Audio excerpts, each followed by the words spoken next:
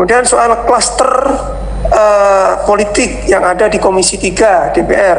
Nah, sampai saat ini masih berlangsung. Yang jaksa pinangki sudah selesai di pengadilan. Kemudian sekarang masih berlangsung untuk pemeriksaan, penyelesaian pemberkasan berkasnya Irfan, kemudian Joko Chandra sendiri. Siapa otak di balik kasus ini? Nah, sudah disampaikan Pak, kemarin sudah dilakukan penuntutan. Kita tidak tahu otaknya siapa, tetapi di dalam kualifikasi kita sebutkan bersama-sama. Tetapi ide itu bisa dilihat dari surat dakwaan dan itu terbukti. Kemarin sudah disebutkan dalam surat tuntutan jaksa. Di sini adalah inisiatornya adalah HP. Kemarin yang sudah dilakukan penuntutan dengan tuntutan pidana penjara selama seumur hidup.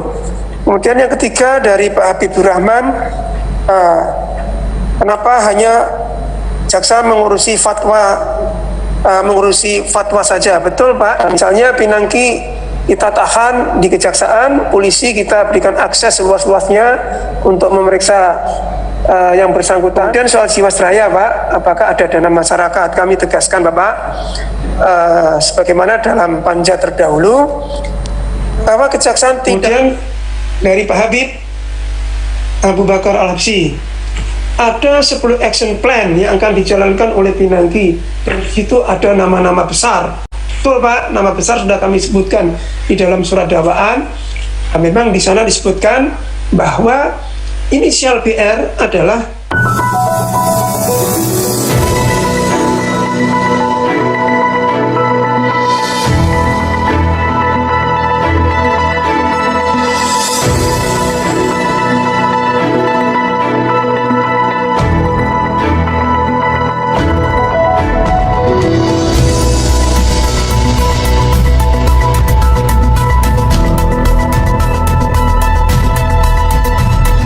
Saudara Jaksa Agung,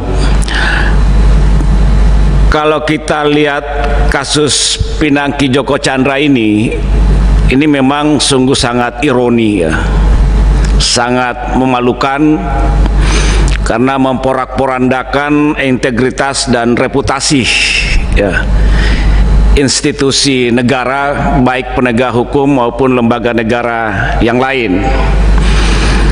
Kalau kita melihat kasus Pinangki ini, ya, kalau kita membagi klaster, hampir semua institusi penegak hukum ada keterkaitan, ya, keterlibatan dalam persoalan kasus Pinangki. Klaster kepolisian sudah diproses, ya. Ada 3 jenderal yang ada di sana.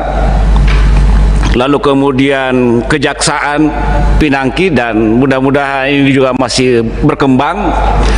Pinangki sudah dijelaskan dalam surat dakwaan Pak Supriyansyah bahwa perkenalannya Pinangki dengan Joko Chandra melalui orang yang bernama Rahmat. Rahmat ini sudah dikenal oleh jaksa Pinangki.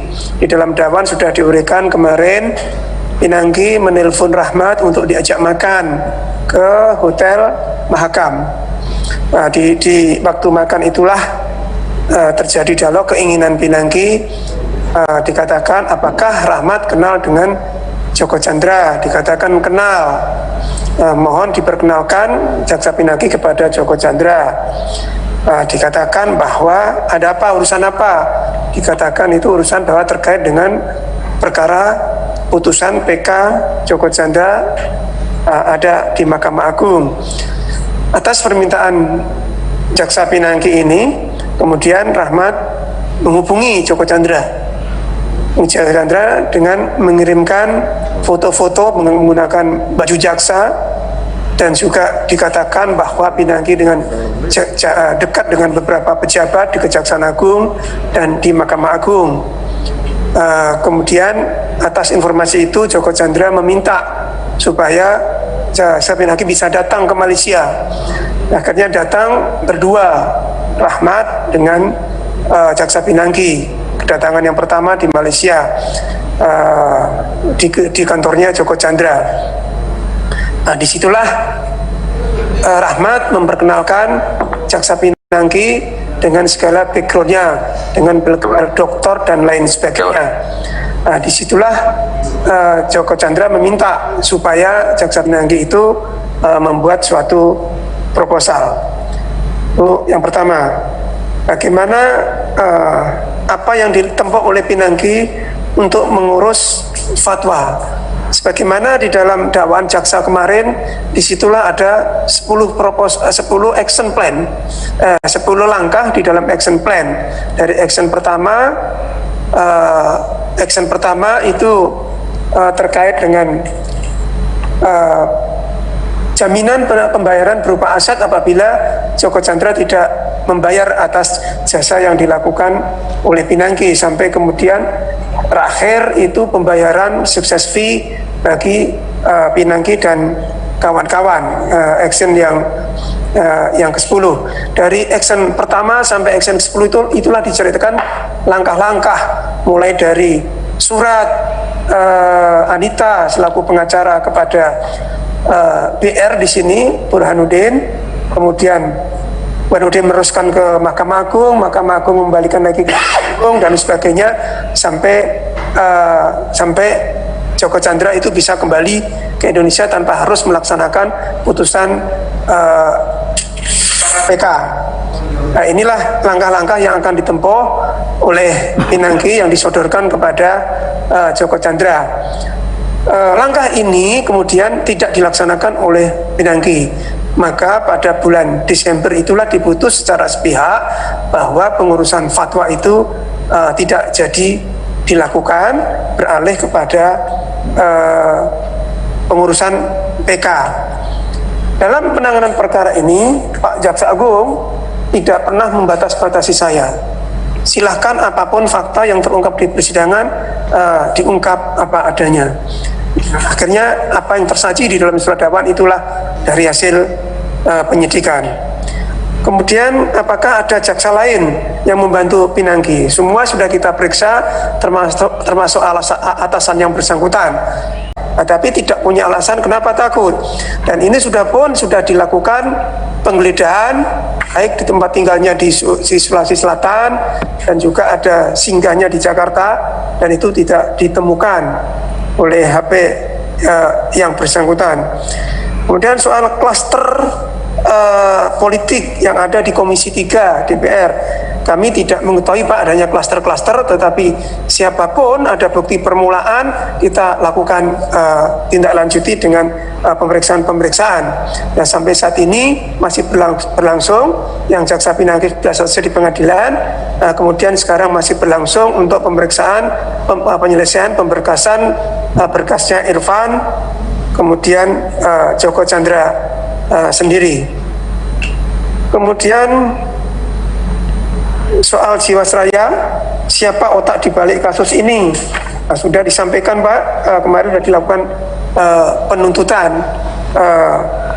Kita tidak tahu otaknya siapa, tetapi di dalam kualifikasi kita sebutkan bersama-sama. Tetapi ide itu bisa dilihat dari surat dakwaan dan itu terbukti. Kemarin sudah disebutkan dalam surat tuntutan jaksa. Di sini adalah inisiatornya adalah HP. Kemarin yang sudah dilakukan penuntutan dengan tuntutan pidana penjara selama seumur hidup. Kemudian yang ketiga dari Pak Habibur Rahman, kenapa hanya jaksa mengurusi fatwa saja? Betul Pak, karena keterkaitan PK itu ditangani oleh Mabes Polri. Untuk fatwa itu tempus deliktinya itu dimulai bulan Oktober sampai Desember. Sementara untuk rencana pengajuan PK itu tadi 2019 Pak. Ya, ini kalau PK rencananya itu dimulai bulan Maret, kemarin terbongkar di bulan Juni. Memang berbeda waktunya. Saya konsentrasi di masalah fatwa karena memang PK ini muncul rencana kemudian ketika fatwa itu tidak jadi dijalankan atau dibatalkan secara sepihak oleh Joko Chandra. Bagaimana dengan pelaksanaan rencana PK sendiri di pengadilan? Kami sedang dalami Pak. sedang dalami bagaimana kaitannya dengan permohonan PK yang di Pengadilan Negeri Jakarta Selatan, kita sudah sedang dalami. Apakah juga nanti sampai ke Mahkamah Agung dan sebagainya, kita masih dalam pendalaman, tapi konsentrasi awal kami ingin menyelesaikan berkas perkara yang sudah ada. Kemudian kenapa tidak disatukan berkas perkara hasil penyidikan di Polri dengan di Kejaksaan? Memang memungkinkan untuk disatukan berdasarkan ketentuan pasal 141 KUHP. Nah, kalau memang nanti selesainya itu bersamaan atau hampir bersamaan, bisa ditunggu, memang kami ada rencanakan untuk disatukan. Yang memungkinkan untuk disatukan dalam ini adalah berkas perkara Joko Chandra pemberi suap kepada Jaksa Pinangki maupun selaku pemberi suap kepada di lingkungan personil di lingkungan Polri yang juga nanti kami tangani. Tapi kami tidak tahu yang terkait dengan penengara pidana umumnya ditangani oleh Jampidum. Kemudian Pak Taufik, koordinasi berjalan dengan baik Pak. Misalnya Pinangki kita tahan di Kejaksaan, polisi kita berikan akses seluas-luasnya untuk memeriksa yang bersangkutan. Demikian juga Anita itu ditahan di Barreskrim Polri, kita diberikan akses seluas-luasnya untuk memeriksa yang bersangkutan. Tukar-menukar informasi juga berjalan dengan baik. Kemudian soal klarifikasi terkait spekulasi Pak Jaksa Agung sudah dijelaskan oleh beliau sendiri. Kemudian dari Pak Rano, Alfat, perkembangan kasusnya Pak, satu di Kejaksaan ini sudah sidang yang sedang dalam proses penyidikan. Mudah-mudahan dalam waktu dekat kasusnya Joko Chandra sama Irfan segera ke tahap kedua, ke penuntut umum. Kemudian juga kita menunggu juga hasil penyidikan dari Polri. Kalau nanti sesuai dengan pertanyaan Pak Habibur Rahman, kalau memungkinkan digabung, kita lakukan penggabungan. Kemudian soal Jiwasraya Pak, apakah ada dana masyarakat? Kami tegaskan Bapak, sebagaimana dalam panja terdahulu, bahwa Kejaksaan tidak pernah menyita uangnya nasabah Warna Arta. Yang disita oleh Kejaksaan adalah saham atau reksadananya Beni Cokro yang ada di Warna Arta. Nah, dari uang itu, apakah ada yang dibelikan sahamnya milik Beni Cokro? Pihak Warna Arta tidak bisa membuktikan. Dan setelah demo dari pihak nasabahnya Warna Arta, oleh pihak Warna Arta sudah melakukan pembicaraan dengan para pemegang polis itu, menyatakan Kejaksaan tidak salah menyita semacam itu. Namun demikian, kami masih membuka apakah sejauh mana, karena ada dorongan dari Pak Presiden dan sebagainya, ada karena pengaduan ke Presiden dari nasabahnya Warna Arta ini. Legalnya sudah kami panggil. Nah, karena legalnya tidak mengerti transaksi yang ada di dalamnya, kami minta yang mengerti dari pihak Warna Arta supaya datang ke Kejaksaan untuk membuktikan sumber uang itu. Tetapi sampai sekarang pihak Warna Arta tidak pernah hadir. Ya, kami informasikan, nanti saya sampaikan berita kepada Pak Rano, bahwa di bulan Oktober sebetulnya Warna Arta sudah gagal bayar kepada nasabahnya. Nanti saya sampaikan Pak pembuktiannya.